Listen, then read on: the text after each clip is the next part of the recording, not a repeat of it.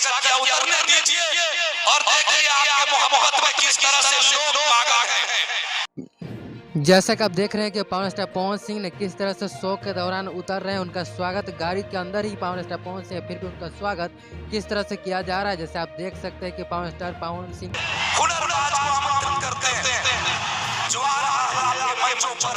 आप इस धक्का मुक्की से अंदाजा लगा सकते हैं कि पावर स्टार पवन सिंह का कितना ज़्यादा फैंस है। दोस्तों आप देख सकते हैं किस तरह से पुलिस के द्वारा समझाया जा रहा है पावर स्टार पवन सिंह का फैंस को, फिर भी लोग मान नहीं रहे। चलिए आगे वीडियो को दिखाते हैं आपको। उतरिए और एहसास के साथ जिंदाबाद आइए।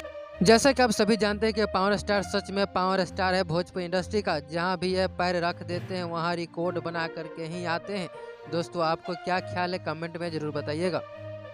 पावर स्टार पवन सिंह अपने गाड़ी से उतर करके पूरा स्टेज पे पहुंच चुके हैं। आप देख सकते हैं किस तरह से लोगों ने उनका स्वागत करना स्टार्ट कर दिया है। काफ़ी ज़्यादा कैमरा वहां पे लगी हुई है। वहां पे पावर स्टार पवन सिंह ने सबका हार्दिक अभिनंदन कर रहे हैं, हाथ को हिला रहे हैं। अपने मंजिल पे पहुंचना और उसमें खड़े रहना भी